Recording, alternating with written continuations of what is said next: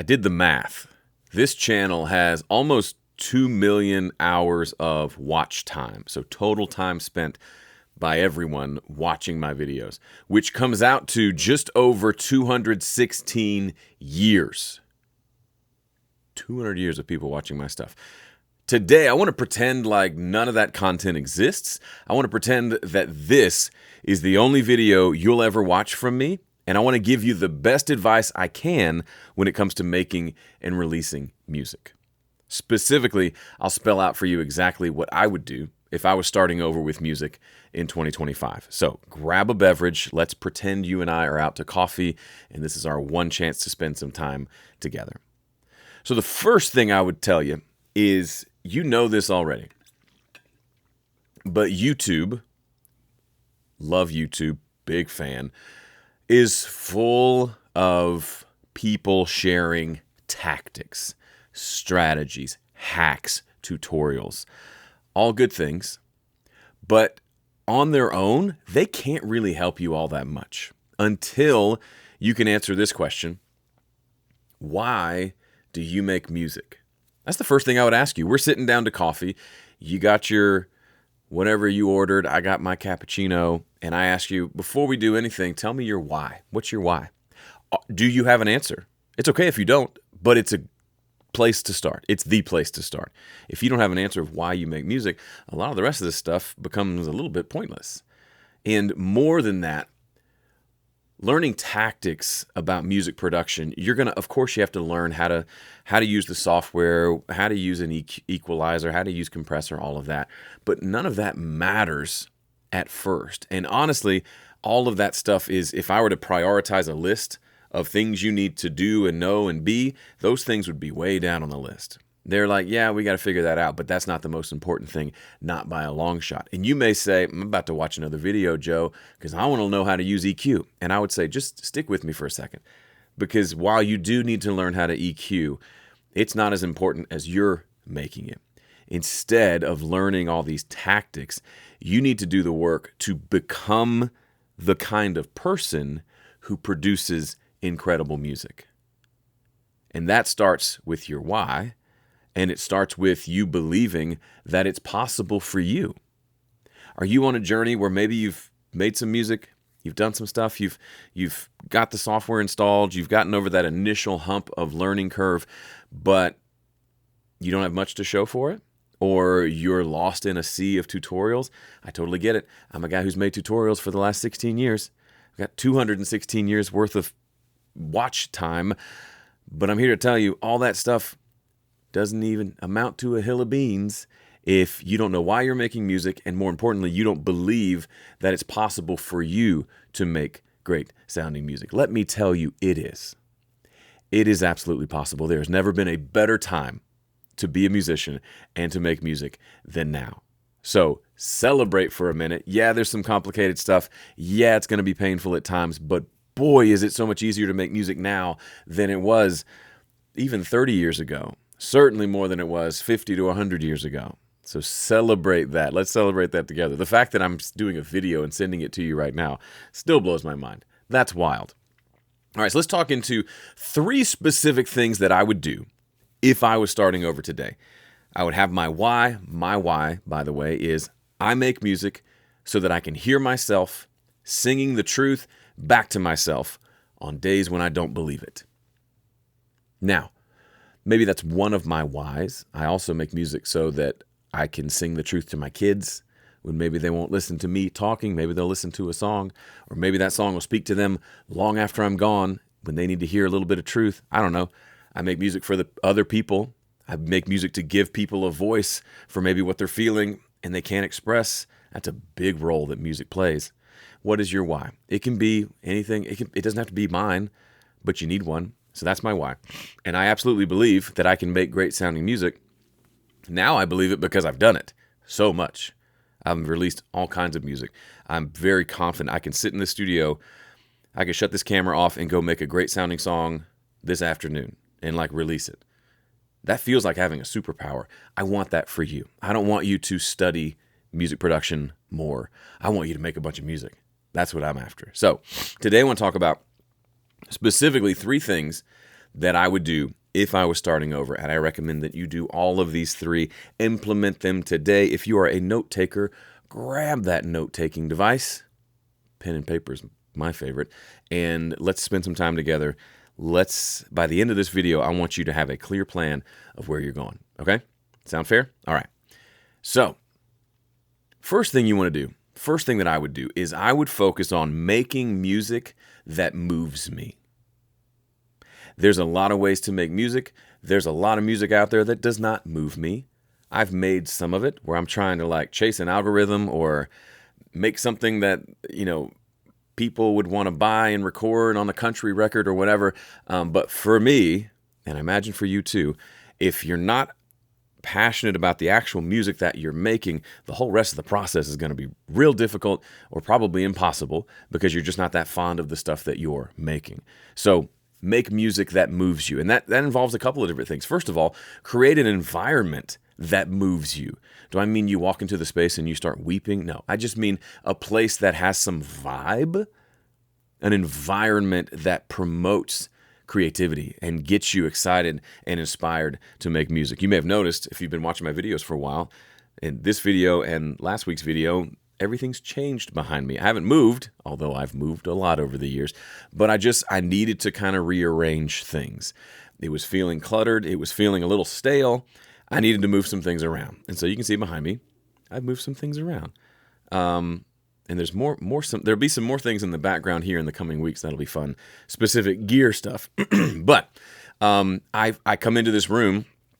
I didn't add any new equipment. I just rearranged some things, and it feels more open. It feels more creative. I literally in the last couple of days since resetting up the room, I'm grabbing my guitars more. Haven't played the keyboard yet, haven't plugged that in, but I need to plug that in so that I can just come over here and just play if I feel like playing. But the environment makes a big difference. Having a good vibe is one thing, but just having your tools accessible, your instruments, so there's very little friction between, hey, I think I might want to play, and hey, there's a guitar in my hand and I'm playing now. Another way to create an environment that moves you is to work and create with people. Now, a lot of music you make is probably going to be on your own by yourself. But for me, I make it a point, at least it comes out to about once a month, where I get together with my bandmates. It's just me and 2 other guys, Tim and Joel, and we get in this room and we make music. We're either writing, coming up with song ideas, finishing songs, or we're recording and finishing actual production. So currently, we are in between the initial tracking session for our next song, where we've done drums, bass, and basic guitars.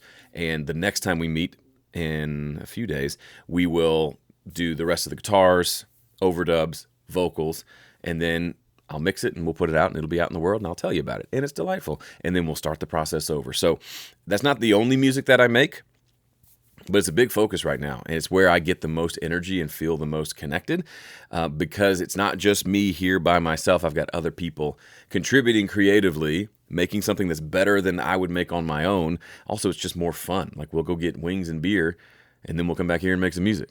That's a great day, any day of the week. And then finally, if you're going to create an environment that moves you, it also needs to be something that actually happens. So I'm a big fan. If you're finding that you're going days, weeks, months between like sitting down and making music, that it's time to pull out the old calendar and maybe get a weekly routine going where you're making music every week. I recognize that I get to do this for a living, so I'm not going into an office and working 40, 50 hours a week and then all the other things that life throws at you so that you have to carve out time for music. I'm lucky in that way.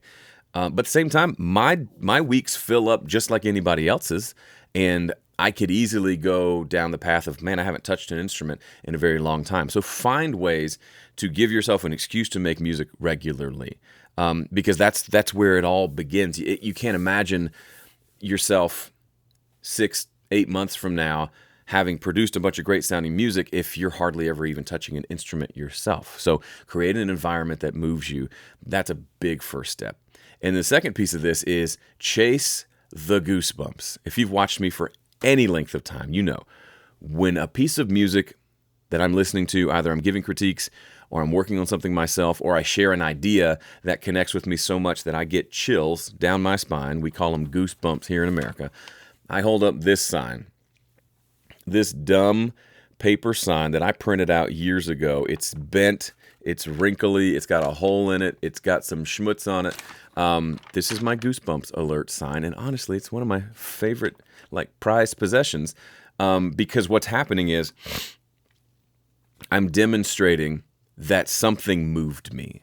So for me, I am moved by music in a couple of ways, but it's typically something happens on my body. My body responds to the music. Goosebumps means I really like it. Tears. I'm a pretty sensitive dude. It's not uncommon for me to sit on a Mixed Critique live stream and have some tears because the music just moves me so deeply. Maybe I'm dancing. Maybe I'm dancing in my chair. Maybe I'm making a stank face. I did this past Sunday. I played at church.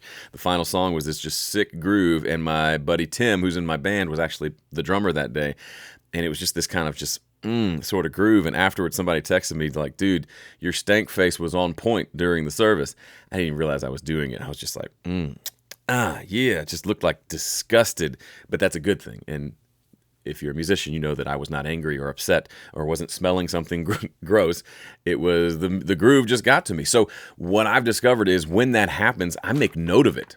One, to share with you, but two, to remind myself that, oh, I'm onto something here. Something special, something almost holy just happened in the room. My body responded. So I want to chase that. So I'm calling this Chase the Goosebumps, because you want to make something that moves you. And then when you do, stay in that spot and don't run past it. One of the ways that I use this is when I'm mixing something. If I'm mixing a song and I get to a point where I'm like dancing in the chair, or I get to a point where I tear up or I get goosebumps, I make a big old note of it.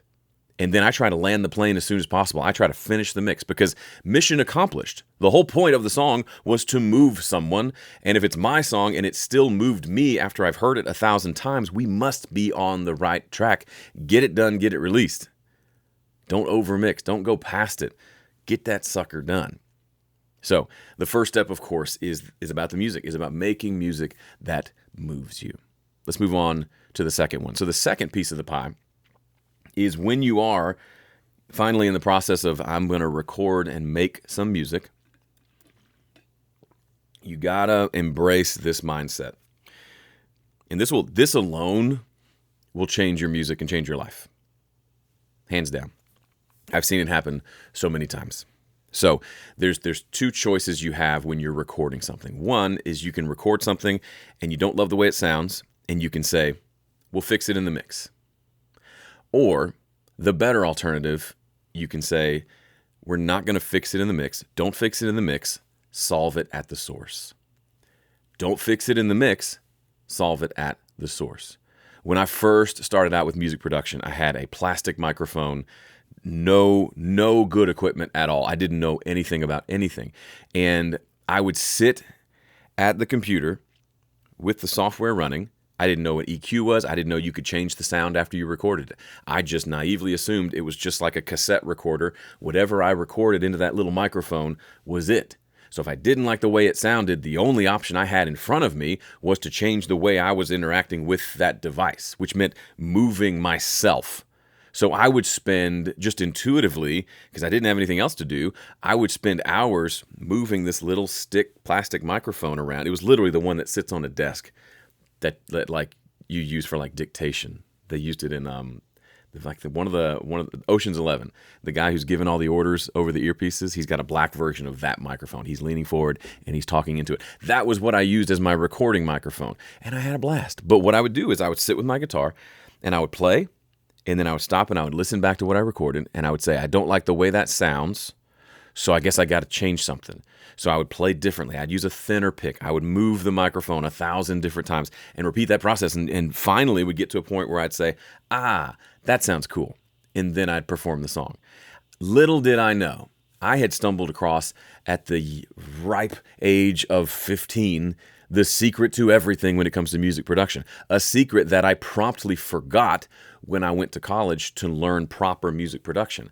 I learned all the skills, the tactics to be able to run a full-on like Nashville style tracking session with multiple rooms, multiple musicians, patch bay, rack full of gear, giant Pro Tools rig, giant console that I could navigate like a champ. But in learning all of that stuff, I forgot this principle. Don't fix it in the mix, solve it at the source. In fact, I learned the phrase, let's fix it in the mix, while in that program, while in college. That's what everybody said all the time. That everyone was so enamored with this digital technology, that fact that we could take something and manipulate it later in the software, that we abdicated our responsibility to record something cool to begin with. Don't fix it in the mix, solve it at the source. The goal should be that when you're done recording this song, when you've got all the tracks in place and it's time to mix, you press spacebar, you press play on that song, and without any plugins there, you listen and it moves you. It sounds amazing. Maybe not perfect, but it sounds incredible. If that's not the case for you and your music, first of all, that's normal. Welcome to the club. We've all been there. We all still go there regularly.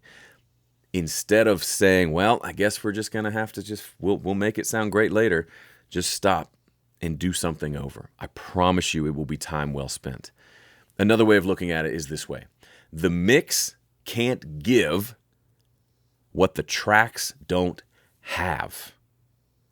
The mix can't give what the tracks don't have. If there's not magic in them there tracks, no amount of fancy mixing hacks is gonna make it sound amazing. It'll sound like the raw tracks, just a little bit different.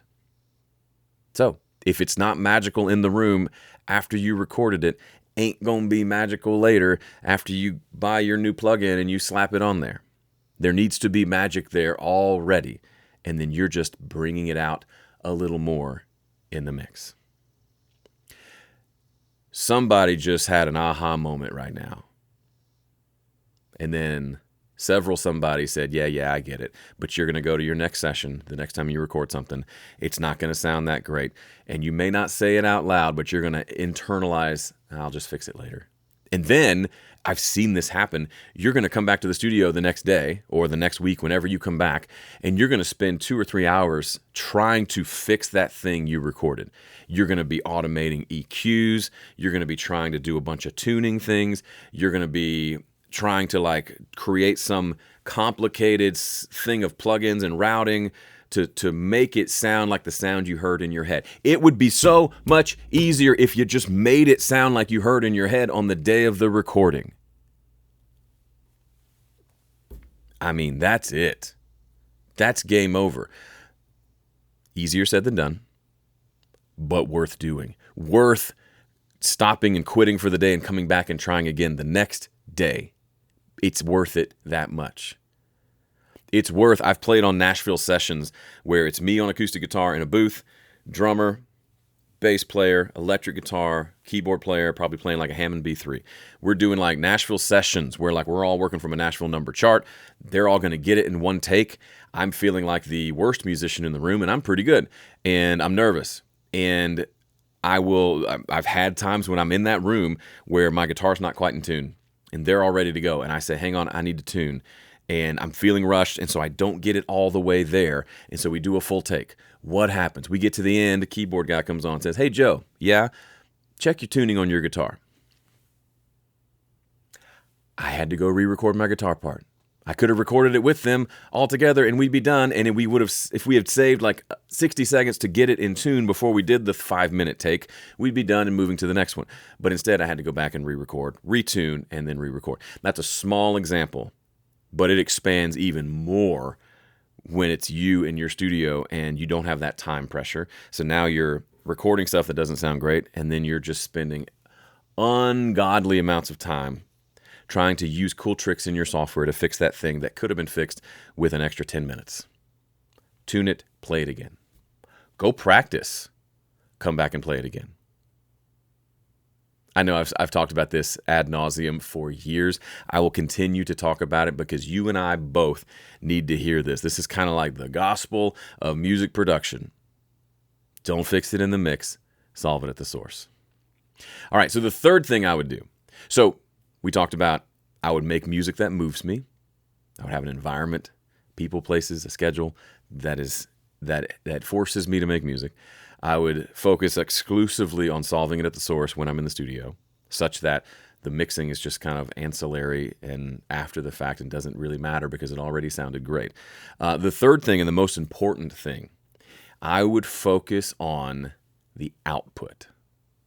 Focus on the output. What do I mean? Like the actual the cable coming out of the back of this mixer that says output? No, silly. I'm talking about your output as a musician. So if we were in like a room, say you came to a seminar, and I said, show of hands, who in here is a musician? Chances are, if you're coming to a seminar with me about mixing, chances are you would say, yep, I'm a musician. And if my follow-up question was, cool, let me hear something. Let me hear something that you've released.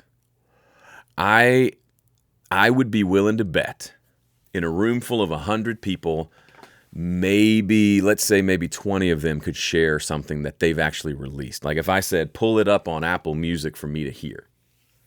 Maybe 20%, and that might be being generous. Depends on the room. If it's a room of my VIP members, that number's going to be higher. But even then, the majority in any group they say I'm a musician, but then they don't have any music to show for it. Now I get it. You might say, Joe, I'm a live musician. I don't care about producing music. That's not what I do. Well, then I would say, what are you doing here on this channel? This is all about music production. So if you've made it this far, then you are into producing music. Maybe you haven't done it yet, but that is a desire of yours. And I would say, if you can't answer that question with, hey, here, listen to this thing that I released, then I would argue, I don't know if you can say I'm a musician. The Bible says a tree is judged by its fruit. The way you know, at least for me, the only way I know that's a lemon tree or an orange tree or an apple tree, lemons grow on trees, yes, they do, is by the fruit that's on there. So if this tree is not making fruit, I don't know what kind of tree it is. Is that a pecan tree? I don't know. Are there pecans on it? Yep. Okay, then yes, that's what it is. That's how we know what it is. So if I say I'm a musician, but I can't say, hey, go listen to my music. By the way, if you want to listen to my music, go to joegildermusic.com. There you go. Search my name on whatever music platform you like. I'm there. Or my band Stare Down, with the album cover has feet on it. Then maybe, I'm not saying this to judge. I'm not saying you're not a musician technically because you can play music. But if you're wanting to be a recording artist, let's say, but you've not recorded and released music, that would be priority number one for me if I was you. So if all my stuff got deleted off the internet, there was some crazy virus that deleted YouTube, deleted Apple Music, deleted Spotify. My Dropbox is empty. I got nothing. First thing I would do is focus on that output.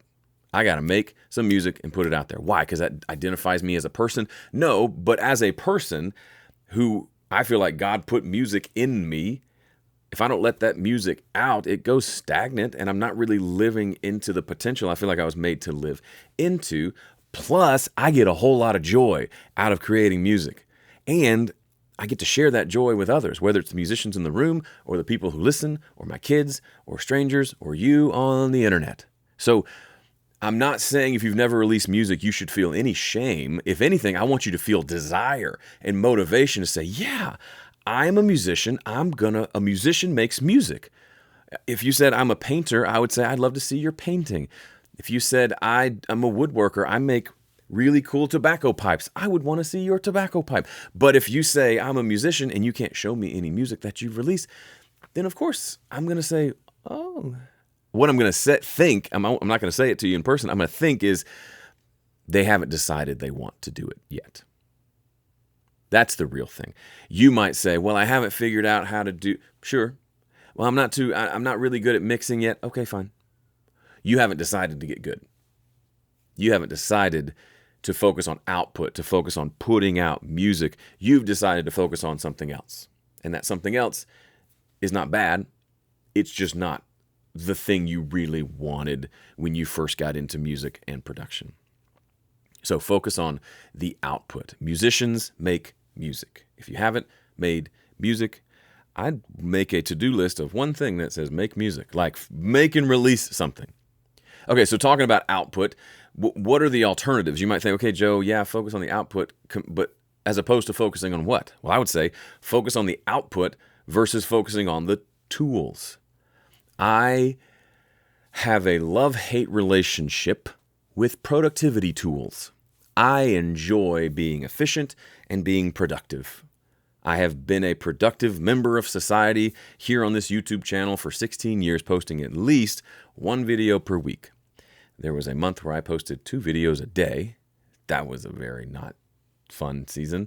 And there were times when I would do 3 videos a week, especially early. But I've settled into 1 a week for as long as I can remember.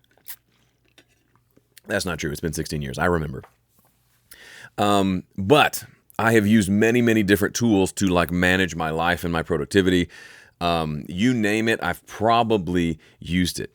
And the funny thing, and you'll find this very quickly if you go to any sort of online community focused on productivity. Productivity is a good goal, good desire. It means you're producing things, you're being productive. But the tools themselves can become a complete irony of ironies. Productivity tools can be the thing that makes you the least productive you've ever been because you become so obsessed with finding the right tool, setting up and perfecting said tool, or just migrating stuff from one tool to the next that you might go days, weeks, months without actually accomplishing anything because you've just been messing with your tool the whole time. I have fallen into that trap. I regularly fall back into that trap because I'll get sick of one tool that I'm using and I'll switch to another, and it starts this whole process. Thankfully, I've learned, and I'm getting better at recognizing when I'm focusing more on the tool than the output. And when that happens, I try to go, hold up, Jojo, look at me. I'm like talking to myself. Hey, pay attention. 1 second. Are you looking at me? Is this the most important thing right now? Fiddling with the preferences in that tool that you like? Or are you doing this because you actually are supposed to be working on a video, or you're supposed to be working on finishing that song, or what you really want to be doing is X, but you're doing Y because Y is easier? It's so much easier to tinker and to work on stuff and to piddle with stuff than to do real meaningful work. What does that mean for you? Maybe productivity tools aren't your nemesis like they are mine. Maybe for you, it's your actual software. Maybe it's Studio One, Pro Tools, Reaper, Logic, Cubase, whatever it is that you use. You want to get good at it. That's reasonable. You want to learn how that software works so you can use it effectively, but it's become the focus. And so now it seems like your primary goal in life as a musician is to become really good at this software and to be able to answer any question related to that software. I would pose a question, is that helping you make music? You might say, well, of course, because it's recording software. Of course.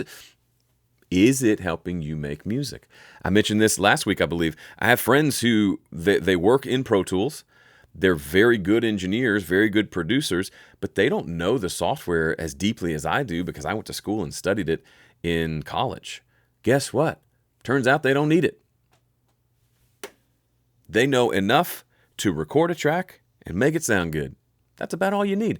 That's all you need. That's all I knew how to do when I was in high school on cakewalk guitar tracks that let me record 8 tracks of audio.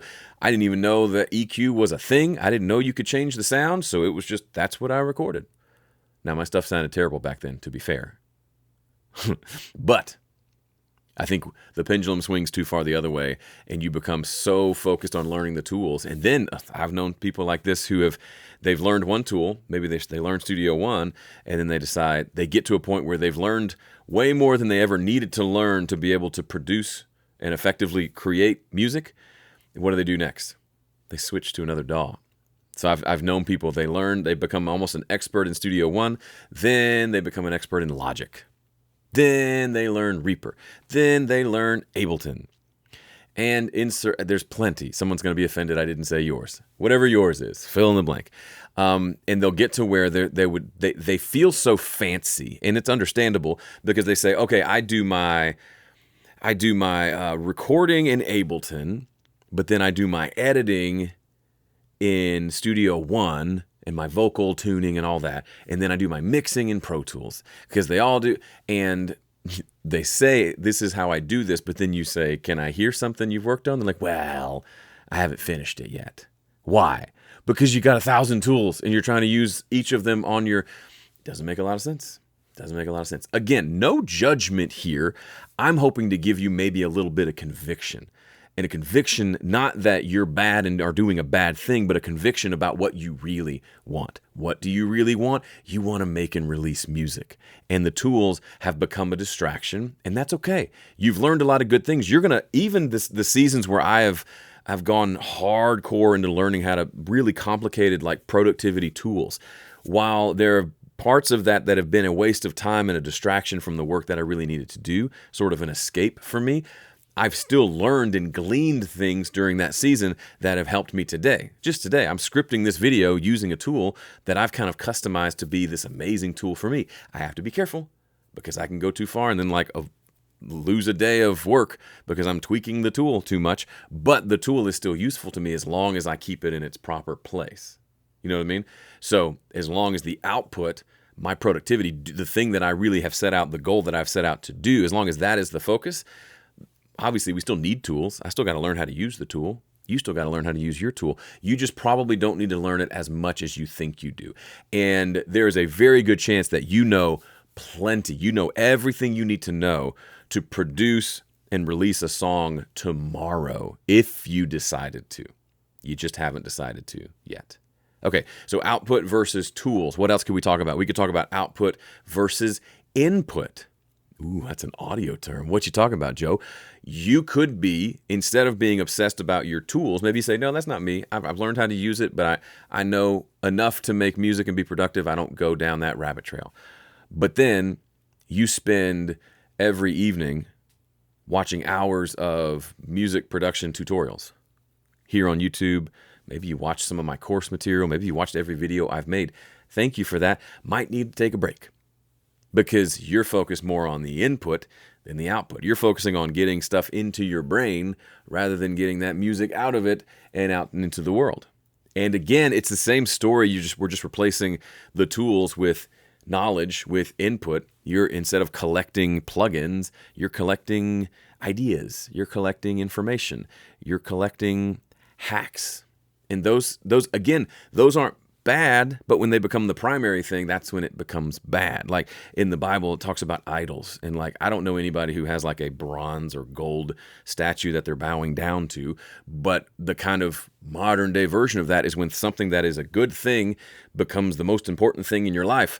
Life kind of falls apart. It wasn't meant to be that way. It's a similar, but obviously less serious thing here. The most important thing I would say for musicians when it comes to making music is making and releasing and putting that music out into the world. So anything that takes up space that should be devoted to that is worth stepping back from and kind of reevaluating. Now, do you need tools? Yes. Do you need information and do you need to learn the stuff you need to learn to make music? Yeah. But those are so far less important than the other things that we're talking about here. So you might be asking, okay, Joe, but what do you mean by output? Do you like what kinds of output should I focus on? If it was me and I was starting over, the very first thing I would do is I'd pull out my phone or whatever camera I have handy and I would play a song and record it. And I would put that out there just to get me with my instrument making music for the world. I don't have to go book a show. I don't have to find an open mic night. I can plop myself down in this chair, lean my phone up against the computer monitor, play a song, and share it with the world. Maybe it's a cover song, a really popular song that people like to hear. They'd love to hear my version of it. Or maybe it's one of my songs, or maybe it's a combination. That's output. To me, that's output. You might say, oh, yeah, I want to do that. I'm going to set up a nice microphone on my guitar and another one on my voice, and I'm going to create the perfect template. And like 6 hours later, you've got the perfect template. And then you're thinking, I need a stand from my phone so I can actually and I need better lighting. And then, nope. You see what you're doing? You're replacing output with tools. Or you might say, yeah, I want to do that. Let me watch every video ever made on how to do a nice guitar vocal demo. You're replacing output with input. How about just output? Because guess what? You don't even know if you've never released music. I know that's not everybody, but if that's, imagine that's you. You don't even know what questions to ask because you've not gone through the whole process yet. You go through the process, you suddenly have an idea of like, I need to learn that specific thing. I got stuck there. Those things kept me from producing music. I'm going to go fix those after I finish this song. That's a great way to utilize tools and knowledge versus I'm going to learn everything I possibly can and one day I'll make music. You don't get good at music that way. You get good at music by making and finishing music. Then you learn some things from that and you do it again. So that's why I would start with just my phone and a recording, just making music. And if I wanted to move up from there, I would do a simple guitar vocal demo. Just one instrument, one voice, live performance. And then maybe after doing a few of those, I'd record the guitar by itself, record the vocal by itself, so it's a little more polished. Then I would produce one of those out a little bit more. Instead of just guitar and vocal, a few more guitars, some keyboards, maybe a little bit of percussion, maybe some ambient stuff. Great. And then maybe I'd collaborate with someone else on a project. And then maybe I would do a more fully produced single, and then maybe a group of those into an EP, and then maybe a full band album. There's so many forms of output. It doesn't really matter. What matters is that you're putting stuff out into the world, because that starts this cycle of momentum that can become almost unstoppable, where you put something out, you get a little bit of feedback from people, that gives you some life and some energy, and it gives you ideas of what to put out next. And as you're putting that thing out, you get an idea of another thing you could do that's a bigger idea project, that idea would not have come to you had you not already started putting things out and doing things. My first few years on YouTube, go watch them. They're not great. Video quality's not great. Audio quality's not great. Even the stuff I'm teaching, not that great. I had to get great at it. And it took time. It took repetitions, not time in the sense of I needed to wait another 7 years before I was good, but time in the sense of I needed to put in some repetitions and get good at the thing. Same with you. I'm not saying go do tutorials. I'm saying want to get good at making music? Make music over and over. You'll get better at it. It's a fascinating phenomenon. It really happens. You know it's true. You've experienced it in other areas of your life. It's time to experience it in your music today. So how do we focus on output over input? My favorite phrase is to back yourself into a corner. This is what musicians do. A musician goes up on stage, the crowd gets quiet, and then they have to play. There's not really another option, especially once you've started the song, you can't stop. My daughter auditioned for the school musical yesterday, and she said at the beginning the note was kind of low for her to sing, and she didn't sound good on it. But we had talked about how, hey, you once you start, you got to just continue. Because she would practice, and she'd stop and talk about what she just did, and I'd say, no, sing the whole thing, then we can talk about it. And so she didn't hit the note like she wanted to, and then she said she just took a deep breath and sang the rest. And I was so proud, because that's what you have to do. As performers, we back ourselves into corners by getting on stage and having to perform the thing we said we were going to perform. As a studio musician, it's easy to not back yourself into a corner and to give yourself plenty of excuses not to do the thing you want to do. Years ago, I told my entire audience, I'm going to release 4 EPs this year. And the plan was to release 1 per quarter, roughly. Did the first one. Awesome. Great. Loved it. That first one was, it's called Someone to Blame. And then the second one was just an acoustic one. I wanted to go, instead of full band, just me and a guitar. That one's called Rain. Right on schedule. It's kind of second quarter of the year, doing great. Third one I did in the fall, it was called Fighter, probably my favorite EP I've done. Back with the band, did it at somebody else's studio because that was fun. Sold tickets, people came and hung out for the 2 days we recorded it. Great. Then I lost momentum and I did not do the fourth one. So I said I was going to release 4 EPs in a year. Each EP says 1 of 4, 2 of 4, 3 of 4. There is no 4 of 4. I technically failed on the challenge to release 4 in a year. But what did I do instead? I released 3 EPs that year. That's awesome. That was the whole point. I backed myself into a corner. I did not do exactly what I thought I was going to do.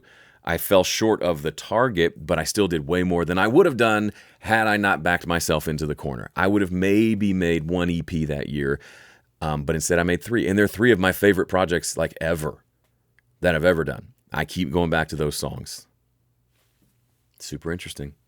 You may sit here. Maybe you've watched me for years. And maybe in addition to learning from me here on this channel, maybe you've enjoyed some of my music. Maybe you've seen some of the things that I've done musically or whatever, the thing I just shared with you. And maybe you're in that habit of sitting in your chair right now, wherever you are, sitting in your chair and watching other people do the thing you want to do. Watching other people achieve the dreams you want to achieve, release the music that you want to release, do the things you want to do. Guess what? Nobody's stopping you. That's good news. So why not rethink how you rethink your relationship with music in such a way that you say, you know what? I am going to decide to be one of those people who does a lot of cool musical things. I used to get so intimidated by people who were active and who were always up to something, always doing new projects, always having new ideas, always trying new creative things. I would feel so almost repelled by them because I felt like they were just reflecting back to me all the things I wasn't doing. Then I decided, well, who's stopping me? I am sure there are people in parts of the world where there are reasons why you literally can't do the thing you want to do, let's say. But for most people watching this video, especially if you're here in America, there's not much reason at all for you not to be making music.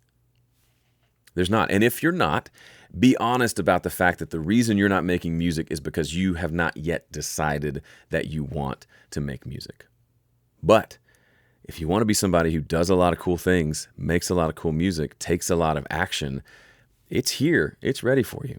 Speaking of taking action, I just came off of my very first speed mixing challenge. This is a 5-day online challenge that I held a couple of weeks ago. And it was an amazing experience. The goal was to teach you how to cut your mixing time in half, but the deeper goal was to get people excited and passionate and reinvigorated about making music. And the testimonials I received are the people crying because they've rediscovered their love and their passion for music. They can finally see the way forward. They realize great sounding mixes aren't for everybody else, but they're for me. I can do that. Joe gave me a path that I can now follow, and I can create great sounding mixes. It is now possible for me. Just blew my mind. I want you to experience this 5-day challenge. It's only an hour or two per day, Monday through Friday. Get the Premier Pass ticket. That gets you an extra hour of Q&A time with me. I'm not answering questions on the main segment because there's just too much to cover. But there's an extra hour you can join where you can get coaching directly from me. You and I are going to talk. I'm going to answer your questions, and you're going to have such an incredible week. Go to speedmixingchallenge.com to grab your ticket today. Come join us. I promise you're going to love it. All right. So to summarize today, if you do the 3 things I said, if you focus on making music that moves you, if you focus on solving it at the source versus fixing it in the mix, and if you focus on the output over just about anything else, this is what's going to happen for you. You'll start to create momentum. And when you have momentum, all the other questions that you might have, you'll figure it out because you've got momentum. You don't have time for getting distracted and going on rabbit trails, learning about specific stuff that doesn't really matter. You'll find the answers you need, and then you'll get back to it making music. And in fact, if you focus on these things I shared today, all that other stuff that you've been focused on so much becomes so much easier or perhaps even unnecessary. All those crazy technical solutions you were solving, turns out if you fix it at the source, you don't have to have those solutions anymore. That's the dream. That's my experience with making music. I want that to be your experience as well. So final thing, go get a ticket to the challenge and leave a comment below. Let me know, given what we talked about here today, what are you going to do next? Scary, right? Come on, leave a comment. What's next for you? Seriously. Can't wait to hear. See you next week.